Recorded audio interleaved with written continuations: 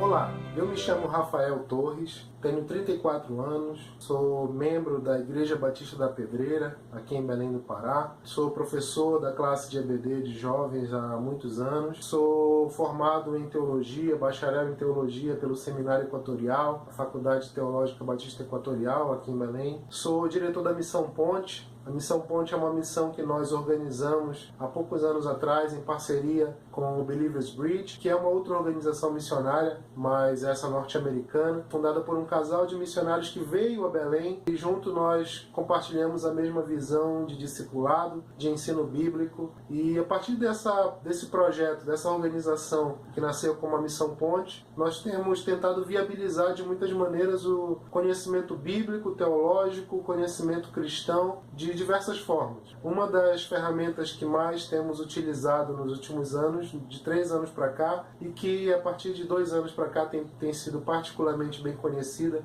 e bem recebida por diversas denominações da nossa região, é a Conferência Internacional em Defesa da Fé. É uma conferência apologética, de cunho apologético. Visa trazer conteúdo apologético para as pessoas, mas particularmente nesse ano de 2017, em que nós celebramos 500 anos da Reforma Protestante, é um tempo em que vale a pena, melhor dizendo, a celebração juntamente com a reflexão. Falar de 500 anos da Reforma Protestante é falar de algo que mudou a história da humanidade há 500 anos atrás. E, para não ser muito injusto, nós celebramos 500 anos hoje porque nós temos uma data para comemorar. Mas, na verdade, a Reforma Protestante não foi a reforma de um homem. Aliás, eu digo que a Reforma Protestante ela não foi a reforma de homem nenhum. De homens nenhuns. Assim como Deus tem usado no decorrer da história grandes homens que, mesmo falhos, mesmo com suas limitações, têm tido do Senhor a capacitação para realizar grandes obras, eu creio que no século XIV, XV, XVI, grandes homens foram levantados na face da terra para realizar grandes obras e grandes movimentos para a humanidade. Talvez muitos deles nem soubessem que o resultado de suas ações ou de suas posturas iriam chegar ao ponto de fazer uma grande revolução, uma grande reforma, por assim dizer. Até porque muitos deles enxergavam na sua necessidade, na sua sinceridade com Deus, uma necessidade muito específica. Então, por exemplo, temos muitos que estavam indignados com a postura da Igreja Católica, por exemplo, diante de uma circunstância muito local. Outros estavam enxergando que talvez o Papa ou as autoridades religiosas precisavam enxergar algo de uma maneira diferente, porque era assim que entendiam conforme a Bíblia, as Escrituras Sagradas. A questão é que naquele tempo, as Escrituras Sagradas já haviam sido relativizadas e relegadas a um lugar secundário, terciário, quiçá os últimos lugares na ordem de prioridades da Igreja Cristã daquela época. Isso é muito triste. Isso é uma realidade da nossa história, como cristãos, como seres humanos, mas graças a Deus que Ele não deixa aqueles que são sinceros e que são honestos na sua busca pelo Senhor desamparados. E graças a Deus porque o Senhor levantou reformadores, aqueles que convencionamos chamar de pré-reformadores, tantos nomes que modificaram o seu modo de atuar na sociedade. Quantos deles pagaram com a vida, como John Hus, que muito sinceramente quis achar que havia um fio de esperança naquela instituição em que ele fazia parte, que ele acreditava muito, que era a Igreja Cristã à época, a Igreja Católica, e de repente pagou com sua vida por conta disso. Quantos outros, por conta de suas posturas, um tanto quanto rebeldes à Igreja na época, um tanto quanto disseminando algo que não era bem aceito, o conhecimento bíblico era relegado a poucas pessoas, e isso era uma forma de controle. Qual a conexão do que estava acontecendo naquela época com o que nós vemos acontecendo hoje? Bem, eu creio que falar de 500 anos de reforma não é apenas falar sobre algo a celebrar. É sim, festejar algo que Deus fez. Mas eu creio que falar de 500 anos de reforma hoje também é falar sobre reflexão enquanto igreja. O que temos sido enquanto igreja? Como temos sido enquanto igreja?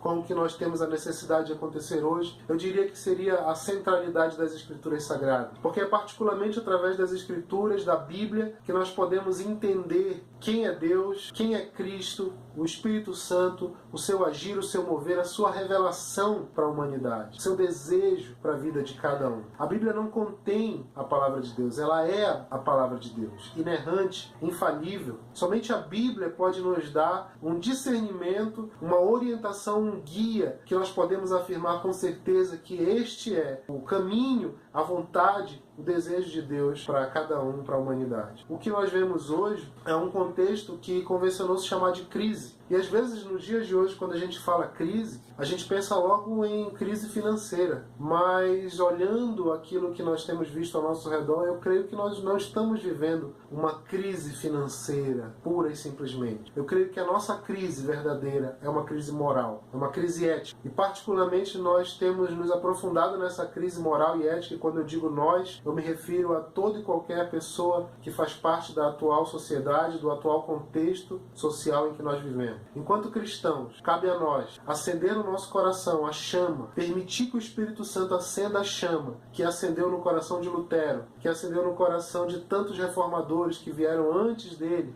pessoas como Savonarola na Itália, como Wycliffe, como John Hus, que por sua convicção de que Deus falava através da sua palavra e de que havia algo que não estava batendo nem pelas Escrituras, nem pelo bom senso, nem pela testemunho do Espírito Santo em seus corações. Existia muita coisa que não estava batendo, que não estava coerente com o que seria de fato a vontade de Deus para aquelas pessoas naquela época. E por causa disso eles entregaram suas vidas, entregaram seu tempo, entregaram todas as suas forças conforme as ferramentas que eles tinham para utilizar à época. Se nós, eu e você, pudermos ser assim hoje, eu creio que, mesmo não havendo uma nova reforma, mas eu creio que nós podemos fazer reformas, pequenas reformas, um a um, igreja a igreja, localidade a localidade, e assim nós podemos contribuir para que a nossa sociedade seja uma sociedade cada vez mais influenciada pelo estilo de vida daqueles que ouvem a voz de Deus. E não há outra maneira de ouvir a voz de Deus de uma maneira tão clara, senão pelas palavras que o próprio Deus deixou revelado para nós, as Escrituras Sagradas, a Bíblia, a sua palavra. É preciso que tenhamos igrejas mais bíblicas.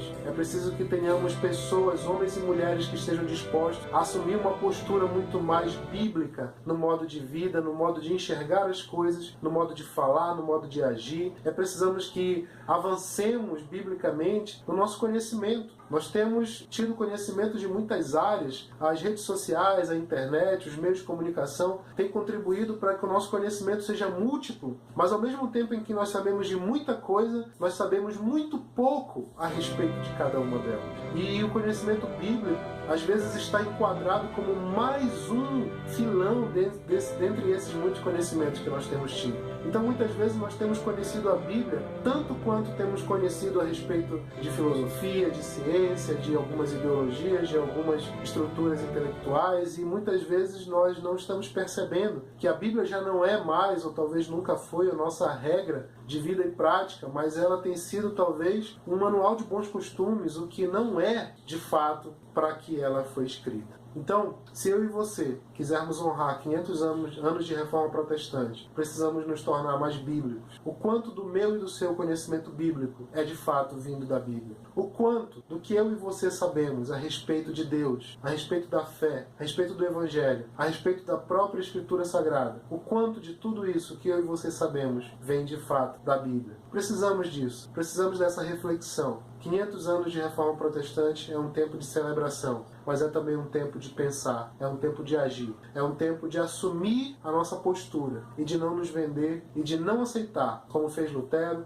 como fez Wycliffe, como fez John Knox, Savonarola e tantos outros. Precisamos não aceitar aquilo que não vem de Deus. Precisamos assumir nossa postura como filhos de Deus, como servos, escravos da cruz, como filhos da graça, como aqueles que são representantes como igreja do Senhor Jesus nessa terra, para darmos um pouco do reflexo da sua glória e que a sociedade e o contexto em que nós vivemos possa conhecer qual é o padrão de Cristo. Eu sei que isso pode significar perdermos nossa liberdade em alguns aspectos, pode significar perdermos nosso conforto em muitos aspectos e pode significar, em última instância, perdermos a nossa vida diante de alguns contextos, algumas situações, eu sei. Mas não há como falar da razão da reforma, não há como falar do coração da reforma protestante sem falar da necessidade, do compromisso com a verdade. Deus abençoe.